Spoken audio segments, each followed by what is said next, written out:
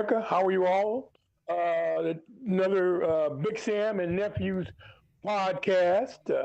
Like I said, we rock and roll every Sunday. Please subscribe to this podcast. A lot of people have been subscribing, and I appreciate that very much because we like what we do, you know. So anyway, I want to get going. I want to tell you that Big Sam and Nephews is sponsored by my guy Market at 504 East Belmont Avenue here in the wonderful city of Fresno, California. I live in Fresno, California. My nephews live in Atlanta. My good buddy Nathan Marlow, he lives up in Sacramento. All right, that's how we roll. All right. Anyway, 504 East Belmont Avenue. Oh, cool. There's Nathan right now. All right. Also, um, you know, my guy Market, they make the famous Checkmate Texas Steakhouse sandwich. That is very good sandwich. I don't eat it anymore. Actually, I haven't called him. I gotta give him a call too. I just thought about that. Note to self: call, call, call Floyd in the morning. Send yourself a text what do you message. mean you don't eat Checkmate anymore? I don't eat. Well, Of course you eat and enjoy the amazing Checkmate sandwich. no, Nathan. I don't eat. I eat the classic. The classics. He's got a classic sandwich. It's a really yummy sandwich too. But I haven't eaten this. I haven't eaten the sandwich with him in about a month. I got to give him a call. That's why I say I got to give him a call. You know. But anyway, let me get back on track. Anyway, the owner of My Guy Market is the wonderful Floyd Sanchez. He's the owner of My Guy Market. Love this dude. And then I also want to give a shout out to Eddie. He makes the sandwiches cool. You know. So there we go. And also, Big Sam and Nephews is also sponsored by. Another wonderful sponsor of mine, Fresno Social Sports, where adults come to play and they connect and they can go have fun and they're building communities one game at a time. You can go to FresnoSocialSports.com and you can go and actually with Fresno Social Sports they have a lot of games for adults. Like they have kickball, pickleball. I think right now they're doing indoor soccer. I saw that. That's pretty good. They have an adult. An adult. What do you call it? Prom for adults down in Madeira. So that's pretty cool too. You know, I'm just saying. Anyway, getting back on. Spiritual Social Sports is owned by Eric, my good buddy Eric DeYoung. So I love Eric dearly. Actually, Eric was out this past week. He was doing some campaigning to get the kids to read I work at where do I work at?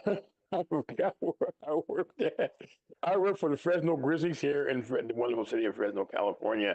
But they have a book drive, and so they sit out. Eric and some of the staff. They go out. They go to these schools, and they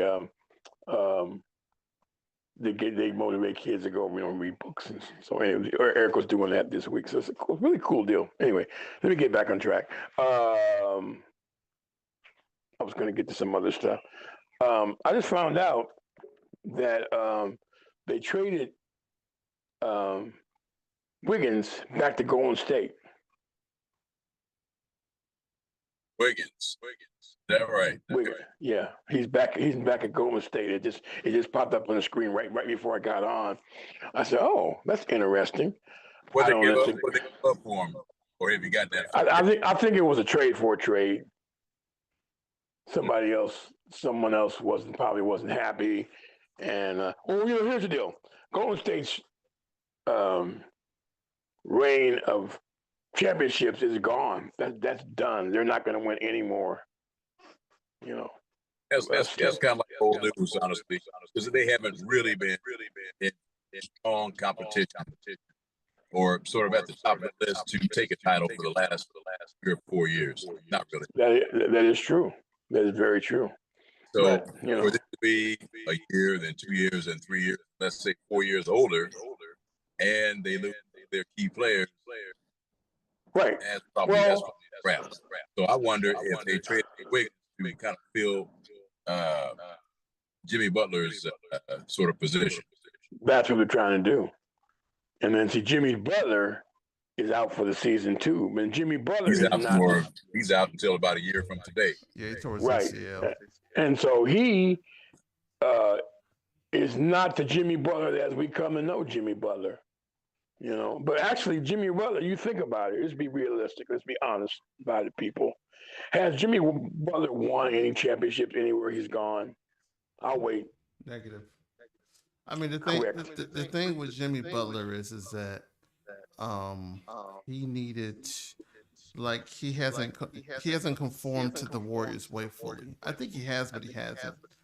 And then like with KD, it was like you could go to KD, but you can't go to Jimmy all the time. No. So Steph didn't have to relinquish that role where it's like, oh yeah, man, I could go to KD. But now it's like, nah, Steph is still going to drop 30, 25. Right. Well, Steph is the best pure shooter known to man. I don't know anyone else that's better than Steph, really. I'd kind of have to agree with that. But we have to factor in that we didn't always have a three-pointer. Because there's been some shooters like World, Big Free, like downtown Chris Brown. Yeah, but I'm going to say this, that probably, and the stats will back me up too. I just think Steph Curry is the best pure shooter in the game. In the game for sure, but I don't disagree with you that he's quite probably the best shooter ever. I mean, he's right. took it to a whole nother level. Right, he has definitely taken it to a whole nother level. But I think that Steph, when he's getting older now, and we don't know Steph for defense. He doesn't need. He's an adequate defensive player. He's not a Dennis Rodman type of player. He's not. You're not George Foreman of basketball. I mean, who is a Dennis Rodman type of player? I mean, that's a one-of-one. He was one of the greatest meat and potatoes guys ever.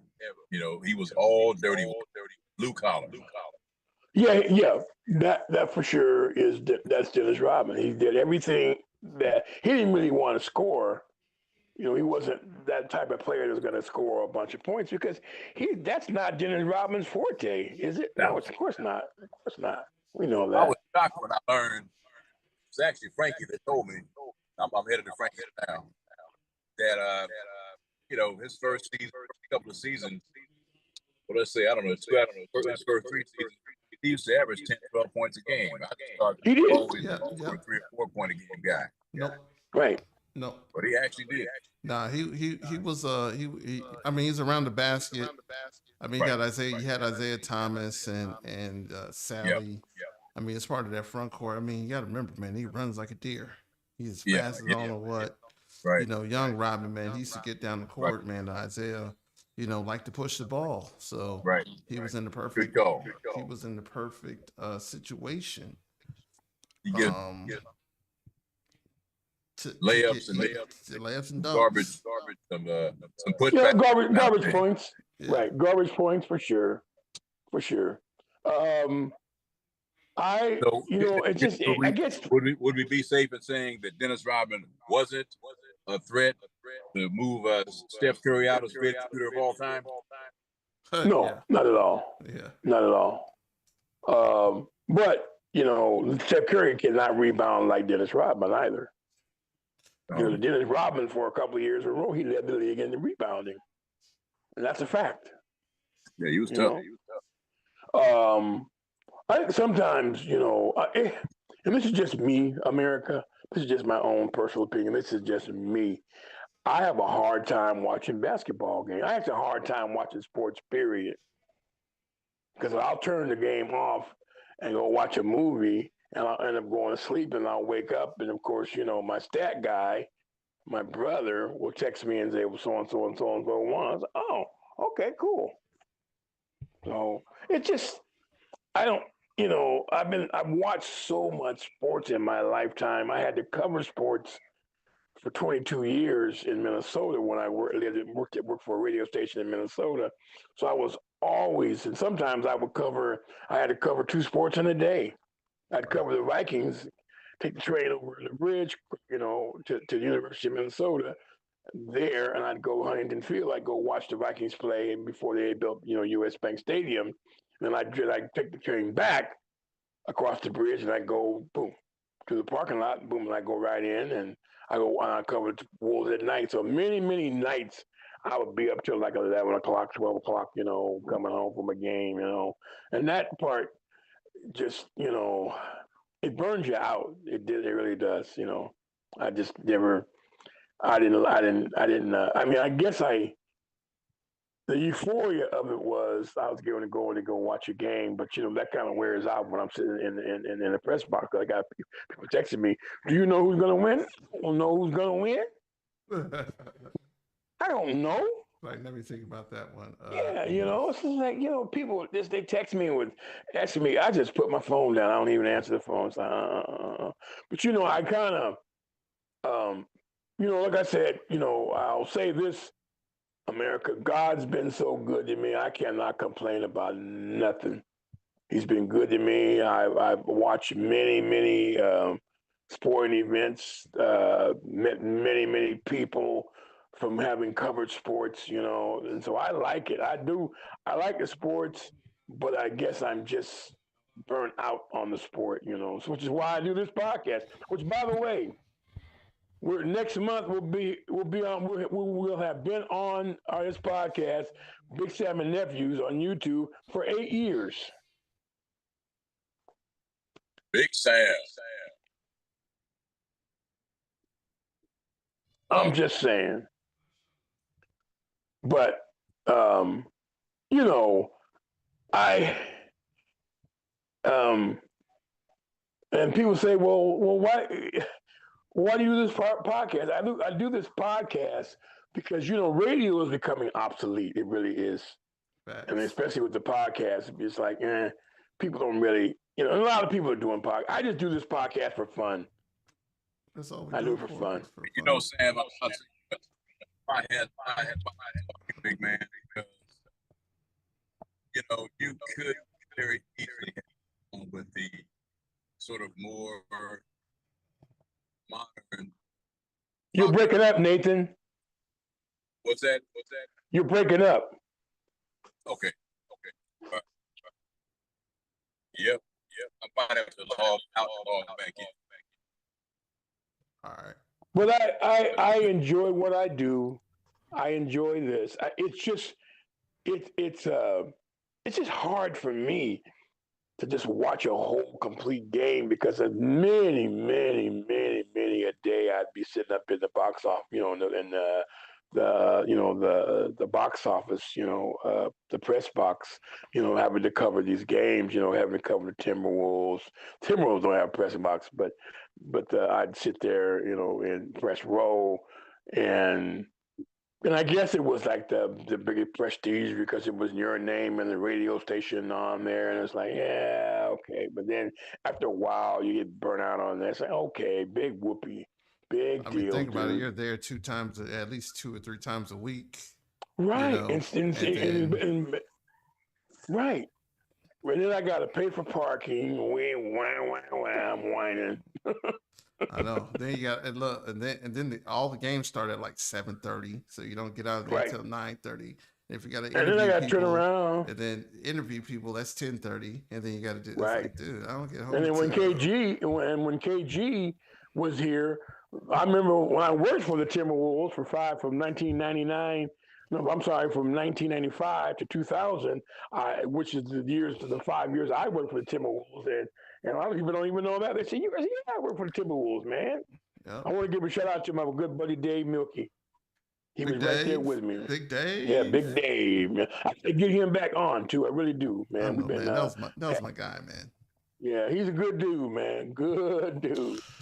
I got to get him. Matter of fact, I'll call him this week and see if he's available to come on. I'm just saying. Hey, yes, sir.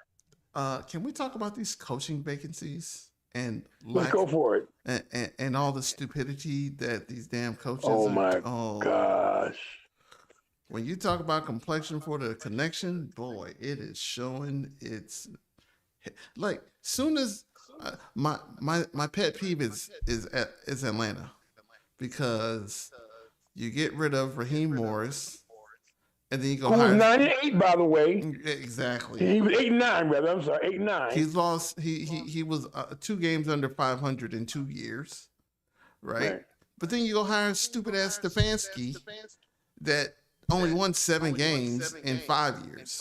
In 5 years. You get Matt Ryan. Matt Ryan gets a little now, mind you, Matt Ryan gets the deal because guess what? Who is he married to? He is married to Arthur Blank's daughter.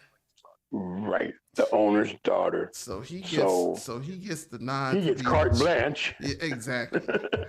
And then the first thing you do is like, let's hire Stefanski for what? Stefanski has terrible. Is he buddies? Is Matt Ryan buddies with Stefanski? I don't know. But you didn't. Well, my thing is, you didn't even let the ink dry for Stefanski Question, before you sound hired check. him. Can you guys hear me? Yeah, we can. Yeah, we can hear you. You didn't even let the ink dry on his hiring. On his, he didn't even get all the boxes out, and he got another job. You didn't hire. You didn't look at nobody else. You just, hey man, we get Stefanski. You didn't look at. Well, did they even comply with the Rooney Rule? I don't think so. I don't think so either, because they hired Stefanski like right out of the gate. ASAP. And then somebody else I just saw today. I read today. They got Arthur Smith is now the coach of the Pittsburgh Steelers. Is it Arthur Smith or is it what's his name? Smith. Well, I know. You know what? They probably had that was probably already in the works and decided upon. So I think what Pittsburgh did is allowed. I mean, they went with Tomlin for 18 years, right? So they probably said, look, we found the guy that we want. We're not going to fire you, but we want you to step down so that you leave with with grace, some dignity, right? No, they look like they hired Mike McCarthy. Oh, that's who it is. My bad. I'm so sorry, America. But it's still. I'm the same, right? It's Mike McCarthy. Because they want to keep, and then our Rooney's like, oh, it's an open door for Aaron Rodgers. No, bro, Aaron Rodgers needs to go. He got to retire, man. Stop giving this full Mike McCarthy and try to think you're not gonna win the Super Bowl with Aaron Rodgers. It's not gonna happen. No, you can reunite those guys all you want, and it's just not gonna work. Now you know what? I'm not a start the revolution. Well, actually, I think the revolution to be fought. The revolution to be fought is to be. The battle is with the mind and with the practices and with social sort of expectations, right? And here's where I'm going.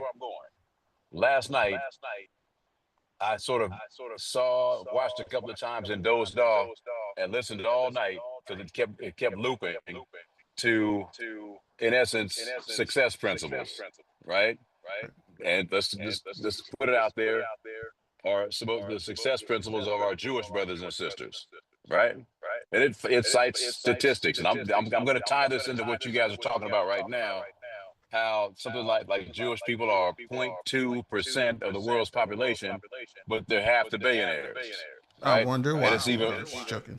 Well, I mean, you got to. Sorry. Look, when you're from day one, your family says, "Oh, now you're going to become a doctor, a lawyer, or a CEO." And then if you miss, then you become I don't know some kind of other business owner, or they've been doing it instead of a doctor. They've been doing it for centuries. Oh yeah. So I mean, you know what? I'll be honest with you. That to me is to be commended. I mean, I'm not talking about any particular state or nation. I'm talking about just the fundamental in-house familial practices. So I've said this for a long time, and I'm not trying to get as political as I probably sound, but people like us would probably do well and be wise to adopt some of the success principles. I see many of the same, very similar principles in our Muslim brothers and sisters, right? Our Arabic brothers and sisters, right? Who've come over with nothing. And next thing you know, they have 3 or 4 kids. And out of the 4 kids, 3 of them are surgeons, and one of them is, I don't know, something else impressive kind of thing, right? Yeah, Kind you're of right. starts at home. Now, what You're am I right. talking about? We Now, you got many guys who are making millions and millions and millions and millions of dollars, and I do not believe in, well, they owe me something, or, well, what did you do for your society? But I mean, it is kind of a crutch, right? So, you know, I think instead of like who the coach is, guess what?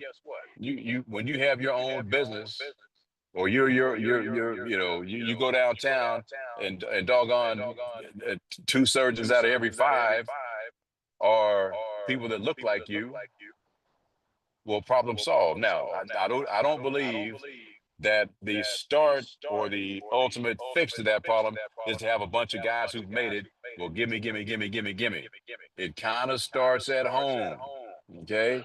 Instead of encouraging the kids to, you know, go out and spend money on some Nikes and name brand. The kids say that, oh, that's name brand. What the hell is a name brand? I mean, who cares? We didn't do that when I was a kid. But I think that who gets the coaching job is not the real battle. What do you think? Well, I do think I agree with a portion of what you said, Nathan. But the other part of it is that I'm gonna tell you again. I'm gonna say this again, America. I am not a racist at all, but I call the facts as I see them. I can't be racist, right? Because I'm out of control of anything.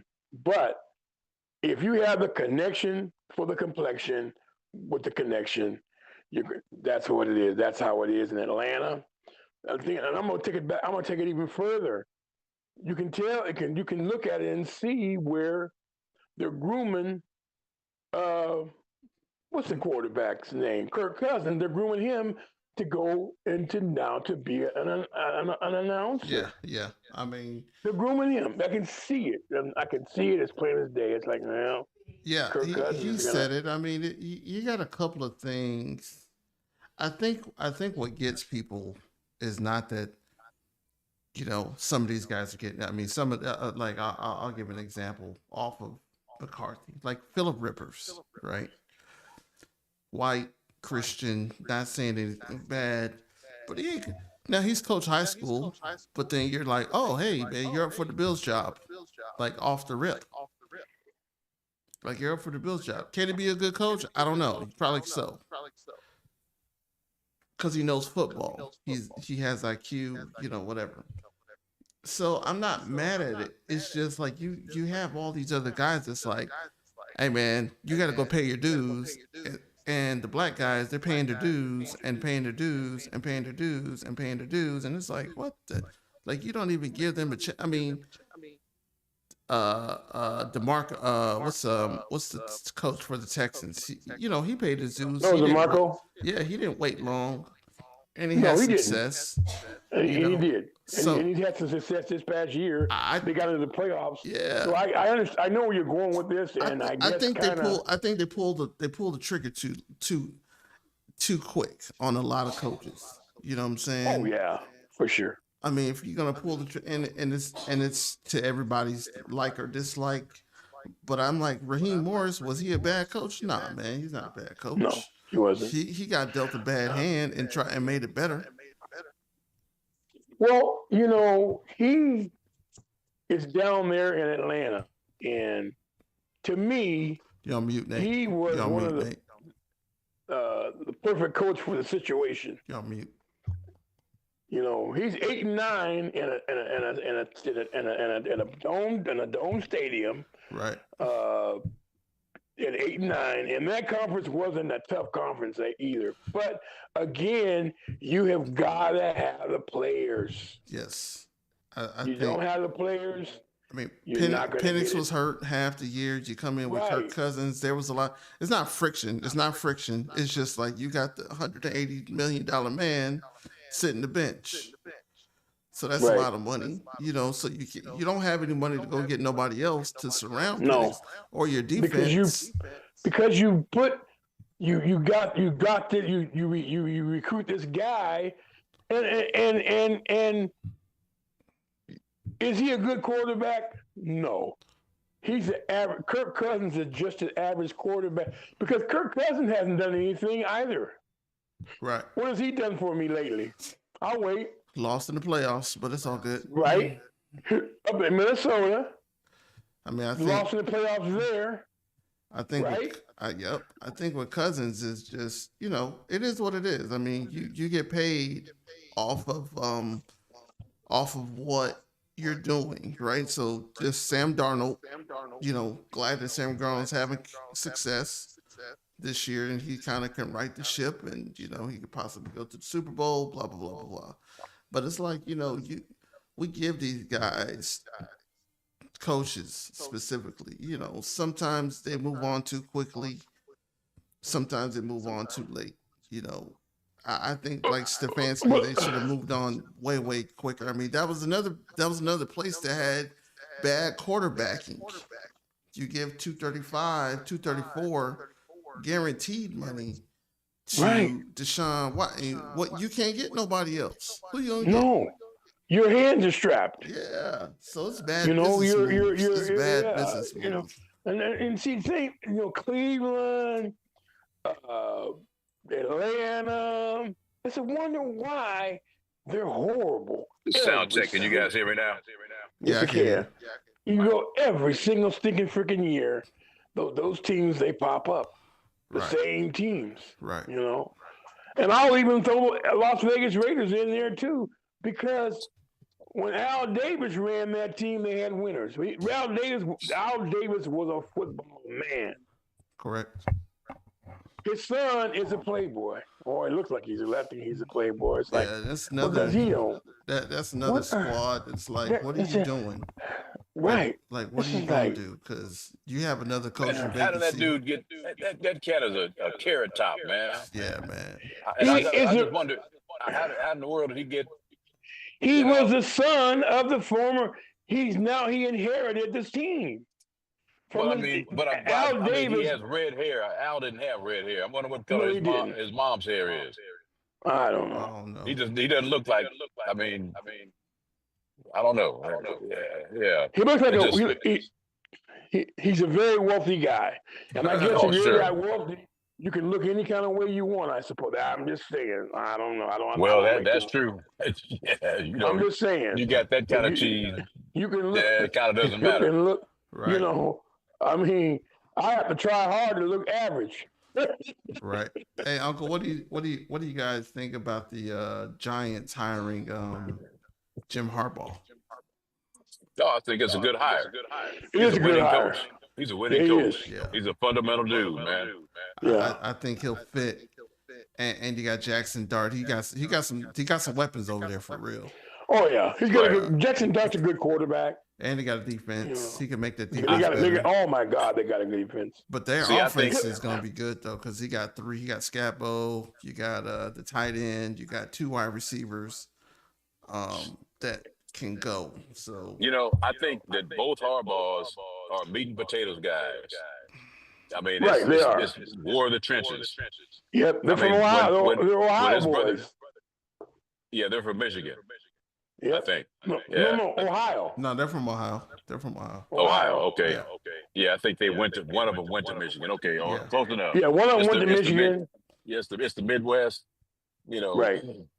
Middle America, rock solid, blue collar, meat and potatoes, et cetera. And they set their teams up that way. Right. Yeah. So I remember when now which one came to the Niners? Jim Harbaugh. Right. Yeah. Right. He came to the Niners. He replaced Mike Singletary, right? Right. Who was a big name and all that. But I mean, in one season, that dude just changed the franchise. It was all about beef. I mean, I remember when they're we didn't invent the tush push, but we invented our version of the tush push. Man, you would have guys who would be like 3rd and short or 4th and short, I mean, you'd have about 3 tons of guys coming in from the sidelines. Some of them you never heard of. Some of them played on the defensive side of the ball just because you're a big monster. And they'd come in and just there was just no way to stop. You know, I think I could have got those 2 yards, to be honest with you, behind that line. But I think that I'm betting that John Harbaugh will set the Giants up something like that. Maybe not to that extreme, but I remember his teams in Baltimore. I mean, they had some mean defenses and some big offensive lines. Right. So I think he's going to do or perpetuate the same thing, especially playing in cold weather. You have to be able to run the ball and control the line. Right. And that's what I think he's going to do. You're absolutely right, Nick. I think he's going to advise his teams like the Ravens, like because they don't have, because you're going to be playing outdoors, and you got to run the ball. You got to have a massive offensive line. You got to run the ball in the cold. Yeah, in the cold too. So right. What was I going to say? See, I'm having a brain fart now. No, Sam, you're a genius. You're a genius. Yeah, right. I'm just hosing you, man, about that checkmate sandwich. Well, no, I was going to say about, but you know what, Nathan? I'm leaning, as the days go by, I'm leaning a little closer to being a vegetarian. Let's hear it. Let's hear it. I'm what? leaning a little closer to becoming a vegetarian. I'm never going to be 100% vegetarian. Breaking news, America. Breaking news. Dun, dun, dun, dun, dun. There it is. Well, welcome to the club, Sam. Yeah. Did you hear what I just said? Did I just say this to you? Well, I know you will never be a complete. Itching. Gotcha. I will never be, because I like fish. I like lamb, and I like short ribs. If you stopped at fish, you'd be what's called a pescatarian, right? How do you spell that? I don't even know. No, I'm being sarcastic. PESCA, right? Yeah, I think that getting more vegetables and getting clean vegetables into your body is essential. It is, and I've been doing that. Eating clean food, eating clean meat. Clean. Yeah, the clean meat is, trying to get no pesticides, no, grass fed, things like that. So that's I had some lamb chops, a couple of weeks ago, and they were so good. I love lamb. I just love it. I do love too. My wife loves lamb too. Ain't that right, honey? I got the grandson in the next room. He's looking at me crazy. Oh, your grandson's in the next room? The little guy, what, 2 months old now? No. Is he 2 months? No, how old is he? He's almost a year. He'll be a year in a couple. What? Oh, okay. Yeah, Stop it. I need to catch up. Okay. Oh, man, I need to catch up too. Yeah, he's almost a year. Wow. Yeah, but he's like the heir. He is the heir apparent to this show. Because I'll be gone by the time he's 21. I'll be gone. You never know, Sam. You never know, man. You stop eating that meat. I'm not saying not to get yourself a checkmate every now and then, but vegetarians. You know what? Check this out. You know that we black American males, look out, man. That's one cute little guy. Say hi, America. Say hi. Look out. Awesome. Say hi. Yeah. Uh-oh. Now, you know what? I think he's going to be an Olympic long jumper, or maybe probably he looks like a point guard to me. Okay, the average is 15 assists and 20 points a game. Something like Maurice Cheeks on steroids kind of thing. There we go. And then he'll take over. Then he'll take over the show. Hardaway. If he's Penny Hardaway, I'll be happy. Yeah, I think Penny Hardaway with some good knees. Let me tell you something.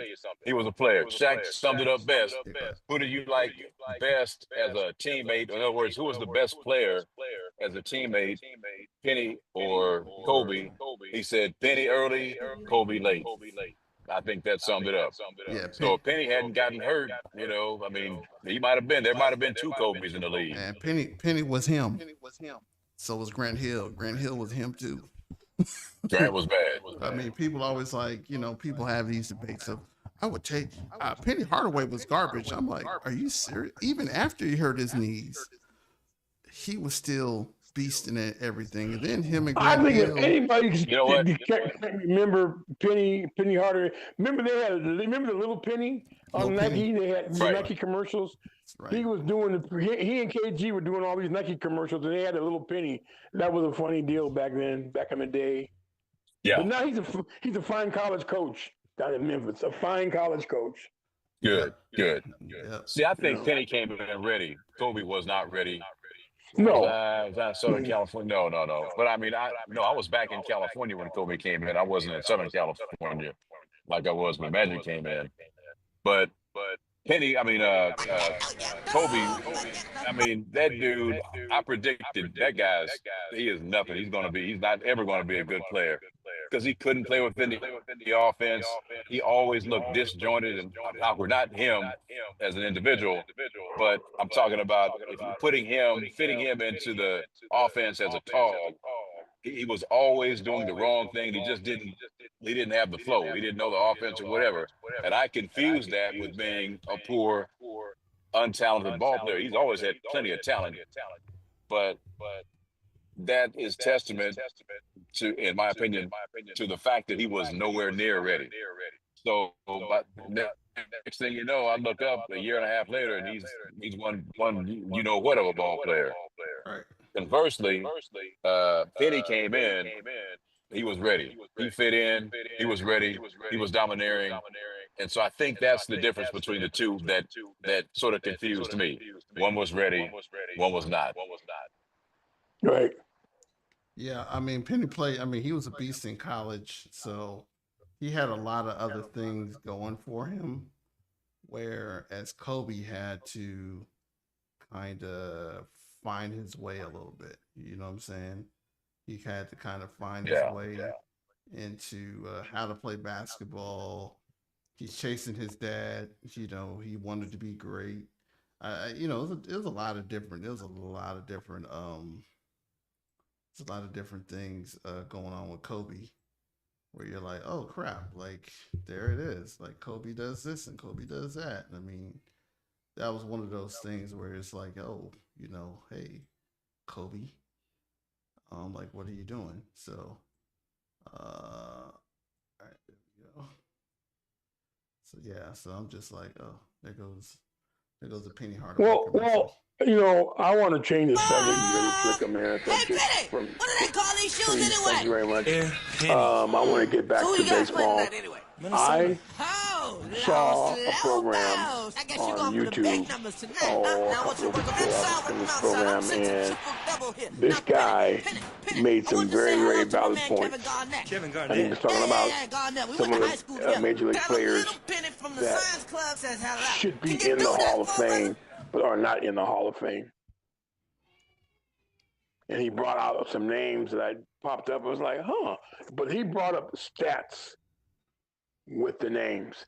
I just think now it's just a popularity contest. If the media didn't like you, you're not going to get in.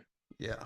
If the media liked you, and I saw something else on YouTube where my man Jose Canseco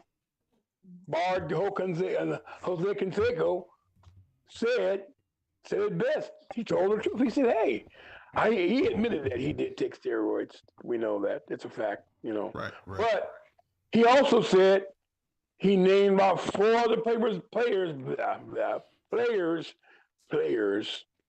that also took steroids too in the steroid era. Yeah. And they're in the Hall of Fame. Yeah. Pudge Rodriguez. I know, Mr. Puerto Rico. I mean, David Ortiz. Well, I could kind of, Poppy can hit, but then, you had to do a lot, right? Well, the media liked they liked Poppy. Yeah, I know David Ortiz a little bit from the Twins, but Poppy she's an entertaining guy. He is. So he is. you have bad media days, but he's always approachable. He's always, whatever, where even Pudge is not approachable as much as Well, now he is. yeah, Now he is. Yeah. Now he is. But I mean, he look at Poppy and what's the pitcher? Pedro, and the lineup they have on baseball. Look at that. I mean, that's what Poppy is. Poppy's been that from day one. He's been approachable. I mean, you know what? I don't care about the steroids. Who gives a damn? Who cares? Like Barry Bonds still said, have to be, your eyes don't lie. Right, but you still have to be able to hit the ball. Yeah. That's and Dutchy Baker said it best. He saw a bunch of home runs go out when Barry Bonds was playing for him in San Francisco. Yeah. But it's like anything else. It's like you have to be able to hit the ball. I mean, shit. People. Hell, Barry, you can only throw Barry 2 pitches. Everything else is going to be balls because, hey, man, you throw that thing inside one time, he going to rack you. And it didn't matter if he was in Pittsburgh or it didn't matter. I mean, this dude, we talk about his stats all the time. I mean, he had 350 stolen bases before he even got traded or free agent. He already had 400 home runs. I want to cut you off, nephew. Do you think it's his color? His color of his skin had something to do with him not getting in the Hall of Fame? No, it's just him. It's just him. Okay. It's not his color. I mean, him, Willie Mays, whoever you wanted to say is the greatest baseball player of all time, right?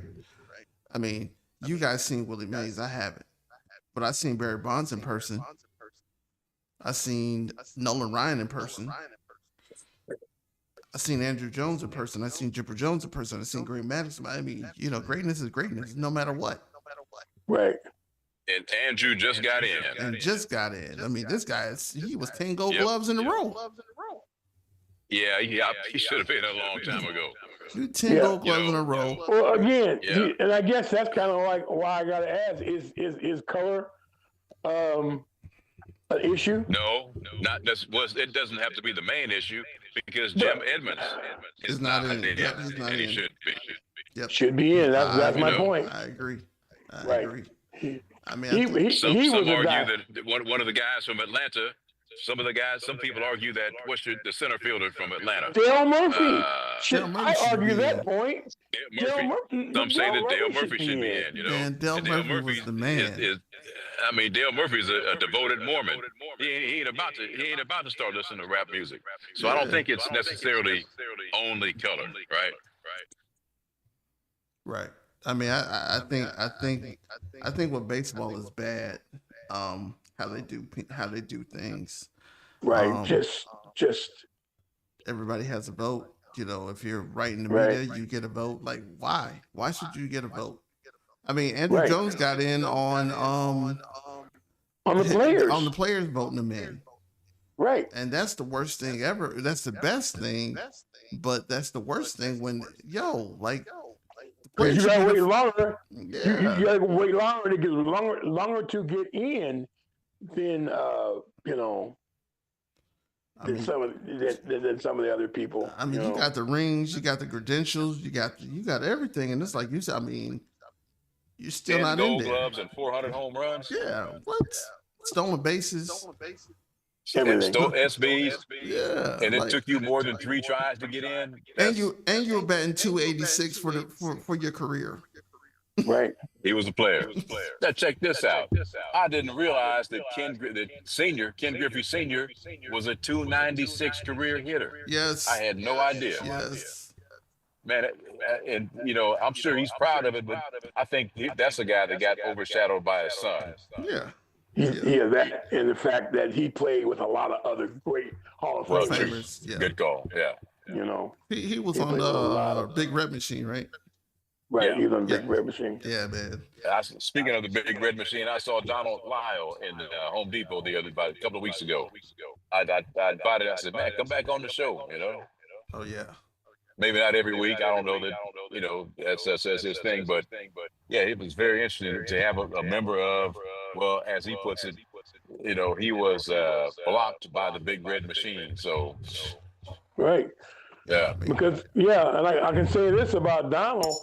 Uh, he I, Donald was I've known Donald since I was 11 years old. right. We've been friends since 11 years old. Was one heck of a football player. I thought he would have gone to the NFL. I really did. I didn't see baseball at all. Right. But then we actually went to Consumers around the same time. Right. Because we got out of high school at the same time. But then how kind of funny how life is. I ended up playing the worst. I played football, basketball, and baseball. Correct, growing up. I ended up going to college for the worst sport I could play, basketball. Yeah, basketball is maybe the most nuanced sport. I mean, you don't. I mean, well, Jordan wasn't 7 feet tall, nor was Tiny Archibald, but you have to have some skills. Whereas baseball is the least nuanced in that way. Pete Rose summed it up. You know what? You don't have to be necessarily fast, massive, but if your hand-eye coordination is good and you can play some defense, hey, you got a shot. But football, I mean, it's super fast or super big. Basketball is, kind of like super tall. So yeah, I can see where you're going with that. Yeah, I didn't. I was telling the guy at church today too. I was like, man, I said I ended up playing the one sport that I was not that I was bad at any of the sports, but I was better at football and baseball than I was basketball. Basketball, I was never going to go to the NBA. I thought in my mind I was going to go, but it was like after a while, I was like, nah. I played 2 years of college basketball, and my eligibility. Matter of fact, when I went to Consumers River College, Consumers River College opened up in 1971. Let's see, Carl Roper played for him. Willie Blake played for him. Who did? Willie Blake, Carl Roper, and then after that, the next year was 72. Then of course, Calvin Copeland played. I played. Carl Roper played. Dave McDonald. You don't remember him, but it was this guy. Dave McDonald. Dave McDonald. He was about 6'6". About 6'6". I thought at first you said that the big Cartwright wasn't really the biggest guy in town when there was James Donaldson. James Donaldson was. Yeah. But I heard they were cousins. I thought that's what I heard. I don't know. Is that right? Okay. But I don't. I could. No. I'm lying. No. Michael the Stribling. Remember the Stribling family from Luther Burbank? Michael Stribling, and he had some brothers. They were all tall. They were related to the Cartwright family. Okay. Well, Cartwright, as I heard the story, was based on address, was supposed to have gone to Burbank, but then Elk Grove, which was kind of a new school back then, saw the opportunity and I think offered his dad a job or made him assistant coach or something like that, so he wouldn't have to quit his job maybe, and probably some money and some stuff under the table, and they got a nice house out in Elk Grove, and next thing you know, he's a starting center for those guys. Well, he had a great his high school basketball career was phenomenal. Oh phenomenal. Man, it was. He's on the top. He's in the top 5. He was number 1 recruit that year. Right, but he is in the top 10 all-time leading scorers in the state of California. Who that Bill Cartwright? Number 1. Oh yeah, he was in the top 10. He's probably still in the top 10. Go look it up. Yeah. Google it and look it up. But I'm on it now. Reggie Miller's in there. I'll tell you what. I'll bet you. Well, this is my quote unquote. I'm not even sure that we're blood cousins because it's from my mother's side and she was an only child. But Ernest Lee. Well, did he go to second? Did he go to Sacramento High School? Ernest was a little ahead of me, so we weren't in school at the same time. I don't know where he went to school. No, he went to Kennedy. Okay. Right. Okay. Right. Yeah, but Big Bill or Billy was what his classmates used to call him. He was tough. Yeah, because he ended up going to USF, and there Yeah, was he put USF back on the map. right, and there was a scandal. I don't know all the ins and outs. I can't remember that far back either, but there was the ins and outs with that. I was in junior college at the time, but they had recruited you remember the what was that movie? Um, the movie that Shaq and Penny Hardaway played in? Blue Chips. Oh, Blue Chips, yeah. It was kind of like a story out of Blue Chips, They had all these guys. There was Winfred Barnes, was like yeah, from Boynes. Oklahoma.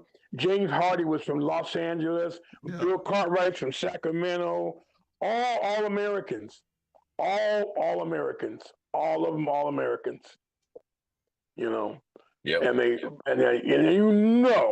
that somewhere or another some money got passed around.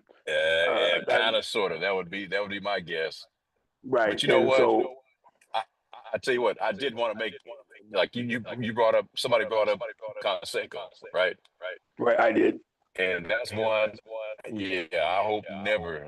I mean, I don't know how that dude shows up at functions. I doubt that he does. But just to name names of your colleagues, because you're mad that you didn't get a break or you didn't get to. I think he wanted to get to play another year and get to 500 home runs. I think he's at 480 or 487 or something like that. So he would have got there. And he felt that would have. I think he felt that would have secured his place in the hall, which would have kind of dictated the rest of his life. He's not Jose anymore. He's Hall of Famer Jose Canseco, and get invited to all the tours and all the autograph signings. And Jose I don't Canseco to me, Jose Canseco to me is a dirtbag. To me, I kind of think so because.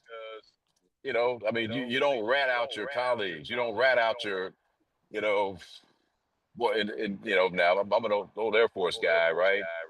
You don't talk. You don't rat people out. You just don't do that, right? Everybody out.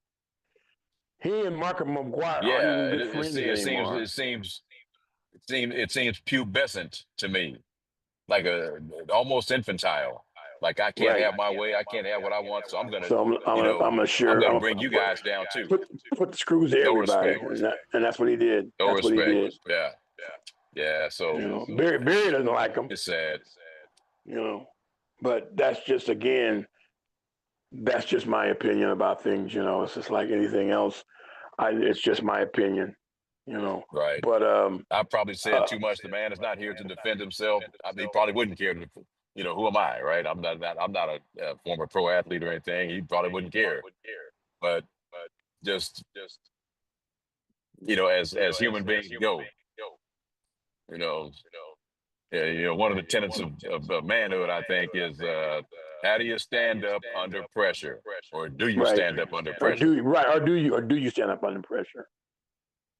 And that's the point. Is I think but anyway. I keep jumping on this Baseball Hall of Fame. Right. To me, the Baseball Hall of Fame is a bloody joke.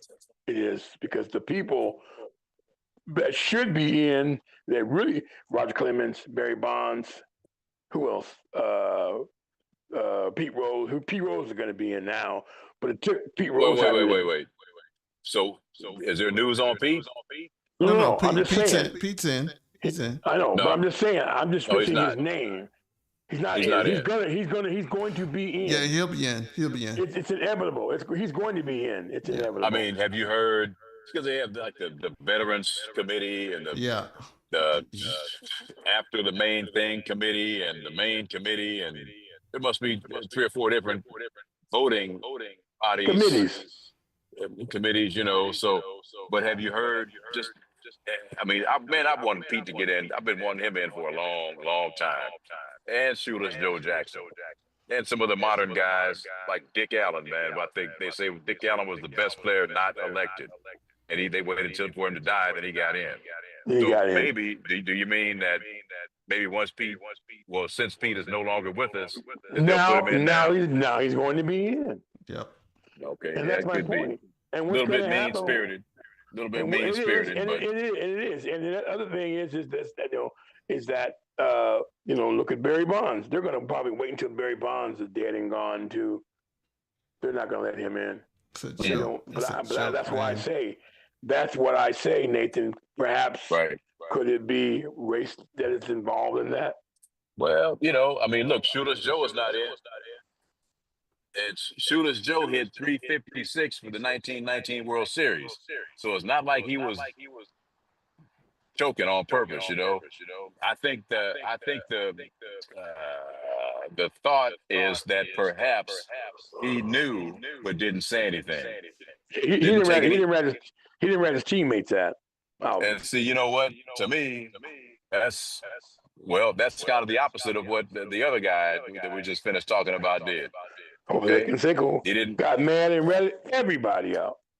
He dropped a dime. Remember that? Dropped a dime on them fools. He definitely dropped a dime. Damn, what's the guy in Belly? I can't think of the kid's name. Yeah. So, but Shoeless Joe should be in. And I heard something about maybe he's going to be considered now, or maybe he's eligible to be considered. Who? Shoeless Joe. Yeah, they're considering Pete Rose and Shoeless Joe. It's inevitable. Oh, you heard the same thing. Yes, okay, I heard the same thing. I wasn't dreaming. They're so good call, Sam. Maybe I'm just saying, Nathan. Okay, keep your shirt on, player. Keep my shirt on, man. Hey! I've been working out, man. If I took my shirt off, it would stop the show, man. Look at that. Oh, we don't want that, Nathan. Ratings might go up. Huh? Hey, the ratings might go up. I ain't talking about fat. What you talking about? Huh? Look here. 30 years vegetarian, baby. Yeah, I just I'm never going to be a 100% vegetarian, but I come close. Like I'm going to go in here now and I get these boxes of food. Go ahead. Right. Go ahead. I think I started a point and didn't finish, which I do sometimes. Okay, Black American males have the highest blood pressure. I think we have the highest blood pressure in the world. It's more, you're more likely than me to do that has high blood pressure than not, right? Correct. But our Caribbean brothers, right, have some. They don't have high blood pressure. And I asked a guy once. I told him this story. It was a Korean pal of mine. And the first question he says is guys like us don't eat enough fruit. Don't eat enough fruit. Right? And I never forgot that. So, yeah, that's true. That's that true. Might be, yeah. I think I started probably the last month. Like I don't drink. I haven't drinking. There's no such word as drinking. I have not drank a pop in over 2 months. That's good. So I'm done with the pop. I figured if I can quit chewing tobacco, I can quit drinking pop. Yeah, America, I used to chew tobacco for 45 years, but clean off tobacco, I'm cleaning off a pop. So my point is I'm getting there. I like short ribs sometimes. What I do with the short ribs is I put them in a pot and I boil them for like an hour or two. Then I take them out and I put them in the broiler, and then sometimes I put them in a pan, and I'll cover the pan up and just let them cook, slow cook like that. Oh my God, Nathan, man, that's so that meat on that bone, you can just flick it and it comes right off. I'm winking. But I like fish. I like fish. I like salmon. I like redding. I like whiting. I like those. I had a bunch of fish like a week ago. I eat pretty much fish every single day. So I don't really. And I had a lamb chop. So I don't eat bad food. I don't eat any. I haven't eaten any pork over almost. Man, it's been almost 50 years. I was since I was 12 years old. I've eaten it some after that, but I didn't after that. I'd say I haven't eaten pork in like almost 40 years. So, Well, I you mean, know, the thing is that like I say, I think our problem in America is not just it's not really black and white. I don't think it's too much black and white, but I think it's what we grow up with, and then we kind of keep that sediment as we go down of what my grandmother cooked or what your grandmother cooked or what we always had as a family. Hey, I had pork and beans, so you're always going to be that's your comfort food. And in our family, yeah, we had that comfort food, but then grandma changed it up where she was like, right, okay, I'm not eating this, I'm not eating this, I'm not eating this. This is not what. And then she knew how to cook for herself. So that's a big right, thing.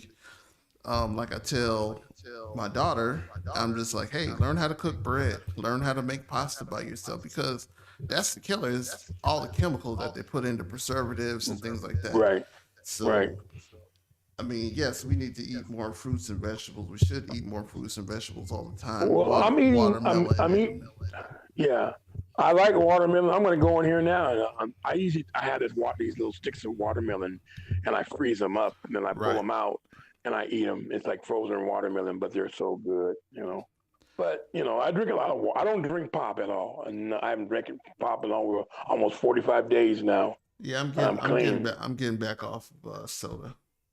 you So know. that's I haven't So bought I don't. any. I think we have some downstairs, but I don't think I drank it since. I think I had Well, one I when I was don't. in California. That was it. I don't. I have to. I really do, America. I have to really, really, because I am a recovering alcoholic, and I have been clean for 30 years off of that. And so I always tell myself, I said, well, if I can stop drinking, then and stop chewing, then I can stop drinking pop. Right, right. You know. And the hardest thing for me was I was in the hospital in Minnesota, and I was laying up by myself in the emergency room. The hospital was packed. It's like 1 o'clock in the morning, and I had to make a conscious decision in myself. I said, and I started reading this literature, right? And it said alcohol and tobacco, and I said, you know what? I'm done. I'm done with tobacco, and I'm done with the alcohol. So I Yeah, quit drinking and I quit chewing at the same time, same day. So, and I have not. It was probably harder for me to quit chewing tobacco, man. It was, oh my yeah. god, That chemical in tobacco, man, it's the it's worst. just, It's, yeah. I remember Can you guys hear me? yeah, yeah. We yeah, hear you. yeah. I got home, Steven Tyler that said it was tougher to quit smoking cigarettes than to right, stop using heroin. Damn. right. Yeah, I Yeah. didn't do. Thank God, I didn't do any of the heroin though. But I was like, man. But I share that to say that I just don't have a desire to do those things anymore. And I had what the doctor said is I have an oral fixation. That's what he said, an oral fixation. Oh, I mean, to chew I and always had to put, and so something's I in your mouth. started out doing. I had a tube. I used to do. I used to live in Alaska for like 10 years, and I used to work at this up in the mountains. I would work in a a group home, and so all the kids would get in the van, and I would take them to this stop smoking course. Correct. So anyway, I stopped smoking for like 6 weeks because the course was 6 weeks. So I stopped. I chewed on a toothbrush, and then I chewed on that for the whole 6 weeks, and then as soon as I got out, went right back to chewing again, and then I chewed after that. But I started chewing. I was playing Babe Ruth baseball, and this guy came up and said, "Hey, you want some?" I didn't know what it. I knew what it was, but I didn't really know what it was. I didn't know the effect of it, and so it was some chew, and I spit it out the first time. I just spit it out. I said, "Nope." Well, then I put it back in my mouth, and I put it in. And I said, and your grandpa, because he was coaching the team, he turned around and said, "What are you doing?" He said, "I said I'm chewing." He said, "Oh," he said, "but don't let your mother catch you." And I'll tell you the story. Javier, when our aunt Joyce had passed away, I flew down from Alaska down to Sacramento, I remember and that. you remember you were 10 years old, and Yeah. so were like in the back seat, and I remember I pulled a can of chew out and I put it in my mouth, and of course your grandma went She went ballistic. off. He went Oh, ballistic. you remember that? I remember that. You remember that? I remember that. And I so remember you did the thing. You tapped it two or three times and then pulled Yeah. that thing out. And I'm sitting there. Put it in. I didn't know what was happening, man. Next thing I know, And grandma yeah. hooping and hollering. I'm like, oh snap. Man, I had to pull over at a rest stop on Highway 99, pull over, go spit out the chew, take the can of chewing tobacco, throw the chewing tobacco away, and go to the bathroom and wash my mouth and wash, I had to wash my hands and everything. Oh my God. And it was just like, and of course, I'm the chemicals in tobacco. I was jonesing the rest of the time. Oh, we had went somewhere. You was like, I forgot. It was like me, you, and I think it was like Ronnie or something like that. I think it was Ronnie. Okay. We had been a while. Remember, we had went to their apartment or something like that. Oh, okay. And it was just like, he was like, man, I got to do this now. I just remember I should have never been with none of I should have never been with none of y'all. I should have never been with none of y'all, but yeah, well, I remember that. Yeah, I remember. Yeah, I did that, but I had to just come clean, man. I had to come clean. So I don't. But back then people chewed tobacco all day, all the time. Yeah, all the time. Like my father, your grandpa never smoked. Never smoked. He drank. Did he chew?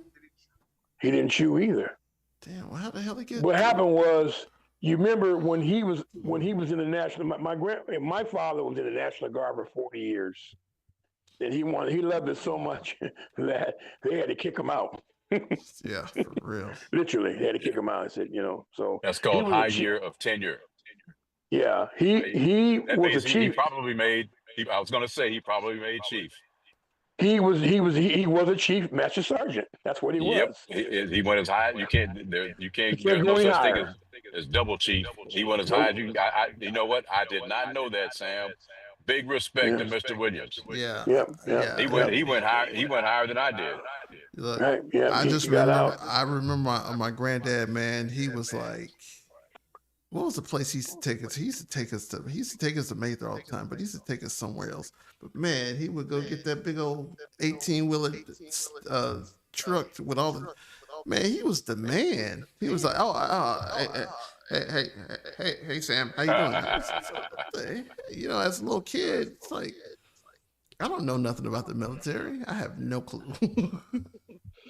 Yeah, people. I have people ask you all the time. They say, "Were you in the military?" I said, "No." I get asked that a lot. I said, "I look like I should have been," but I said, "No. I'm just been clean cut, pretty much my whole." I remember when I was 18 and 19 years old, I was trying to grow some sideburns, and a beard, but I couldn't make the hair connect on my face. And I remember your granddad came in the bathroom. He said, "Don't worry about it." He said, "Just keep yourself clean cut." He said, "Because you'll get a job faster that way." And I said, "You know what? He's right. He's right." And so now I work with kids now on my job. And so I'm just, because I'm thinking you imagine if I had a big old 17-inch Angela Davis afro and a beard, I would scare those kids away. I mean, that's true. I mean, like if I have to go for another job, I'm definitely shaving everything off. Yeah, everything gets done. I might get a 5 o'clock shadow, but yeah, my hair. I keep my hair this length now. I used to keep it different. Now I'm like, man, super professional, corporate. When I want to be, I was even in the office, and everybody was like, "Man, your beard is so long." I was like, "Yeah, because I ain't got to see nobody, suckers." That's why. Yeah, right. All right, nice talking to everybody today. We'll Get her. I'm going to end the show now. Please subscribe to this show, Big Sam and Nephews on YouTube. As soon as we're done, it's going right to YouTube right now. It's a live show, people. I'm just saying. So, what's the score, by the way? 17. It's 17-13. Oh, 17-13. Yep. Seahawks up by 4. Just got a touchdown. Yeah, it's a good game. Right, and so it's the third quarter now. So we'll see. But anyway, we're gonna get I got. Don't let me forget this. Let me do this right now. Don't forget it. I want to thank you all very much for watching Big Sam and Nephews. And Big Sam and Nephews is sponsored by. My first sponsor is Big Sam and Nephews. My Guy Market. Yeah, My Guy Market at 504 East Belmont Avenue in the wonderful city here of Fresno, California. There you go. And you know My Guy Market, they have the yummy, delicious. No, I don't like it. I just don't eat it anymore. Checkmate sandwich, Texas Steakhouse sandwich. I love it. And the owner, My Guy Market, Floyd Sanchez, cool as a fan. Cool as a fan. It's my man. And also, I cannot give out my man Eddie. He makes the sandwiches. I'm gonna give him a call on Tuesday because I think they're closed tomorrow. But I'll give him a call on Tuesday and order me a classic sandwich. Did you say that? Did you say that Floyd is cool as a fan? Yes. Then Eddie must be cooler than the other side of a pillow. All right, Stuart. All right, Stuart Scott. Shout out. I got him from Stuart. That's right. Right. And then also, Big Sam and Nephews is also sponsored by Fresno Social Sports, where your adults can come and play and they can connect and can have fun, and they're building a better community one game at a time. And that you can also go to Fresno Social Sports.com for more. You know, all they do basically, they have a lot of fun. They play kickball in the fall. Like now they're doing indoor soccer. I saw that just like a week ago. Eric was playing that, and then they also do pickleball. They do that in the spring, and so they got a bunch of different activities for adults. And then they also put on I think in June of last year, if I'm not mistaken, they had a prom for adults. If you've never gone to a prom, it's your chance to go to a prom if you're ever in. I didn't go to either of mine. That sounds interesting. Well, yeah, there you go. Or if you want to go to a prom and go pick up a chick, you can. But you know, it's just me. I'm just joking. Yeah. She'd probably qualify for Social Security. So I was going to tell you really quick. Now. I got to tell you really quick, people. At my Seattle just scored again. The score is 23-13. Seattle. Yeah. Just saying. They probably beat them down, and that defense is probably wearing out. They are. And maybe the offense is getting frustrated. Seattle's good, also, man. Check this out. I'm happy that I think it, like everybody, it's going to be a Seattle New England World Series. Super Bowl. Super Bowl. And I did not want to see Denver make it to the Super Bowl with a backup quarterback. Yeah. I want to see a good game. Well, if you see them play, you probably are glad. That game was treacherous too, man. So. Yeah, it was a 10-7 New England. Yeah, it's not. But New England, it snows in New England all the time, so it's like that's a given, man. Yeah, it's not. All right. Hey, we gotta get going here. All right. I gotta tell you, Big Sam. I got some shout outs, Big Sam and Nephew shout outs. I got a shout out to my stat man. This is a guy that does my stats for me. My brother, Willie Williams. Give you a shout out because I do not have. I got satellite TV, which is different than cable TV. So I rely on the stat guy, Gregory Williams. He gives me all my scores. My childhood buddy. Right, and he's a cool dude. And also, I want to give a shout out to Chantel Mortensen. She watches the show sometimes, and she streams the show. And she actually, one of my very, very closest best friends in life. I worked for her dad, and we were good friends for many, many years. But then he had a daughter. He only had one daughter, Chantel Mortensen. She got married, but she was Chantel White. But I know her as Chantel White. But then I had to go back and say, wait a minute, Chantel got married. She's now a Mortensen, so I don't want to disrespect her husband or her. Call her by her name, her married name, Chantel Mortensen. So there we go. Also, I want to give a shout out to my other Javier's brother. I want to give a shout out to Salvador Carrion. All right. And then I also want to give a shout out to, you remember Riley Walls? They had Riley on? Yeah. Yeah, I want to give her a shout out too. She got a scholarship from, I can't remember where it's from, but she got a scholarship going to school right now, and so she's playing I basketball thought she's at Monterey. UC, Yeah, yeah. yeah, she's at Monterey Bay. Really cool. You know, Monterey's a nice, cool town. You know, so Yep. shout out to Riley, and also a shout out to my old buddy in Minnesota. I used to live in Minnesota for 26 years, so I made some friends there. And so one of my old friends, he works for the park board now, Charles Rucker. I want to shout out to Charles Rucker. And then I work here in Fresno, California now, so I'm going to give a shout out to my buddy Don Stockton. He's my buddy. I call him my buddy, you know. And also, I want to give a shout out to all the fans, all my fans. Not my, they're the fans of the show. They're not my fans. I want to clarify that the people that have been quickly watching this show for 8 years. It'll be 8 years next month. The 1st of February will be it'll make us 8 years. So you know, just saying. So anyway, but thank you all very much for watching the show. Like I said, it's Big Sam and Nephews. Go to YouTube. We can look at and we'll come right on, and this show's going to go right on YouTube right now. All right. And please subscribe to this. Okay, thank you all very much. I've been gabbing enough. God bless you all. We'll see you next Sunday. Thank you. Later.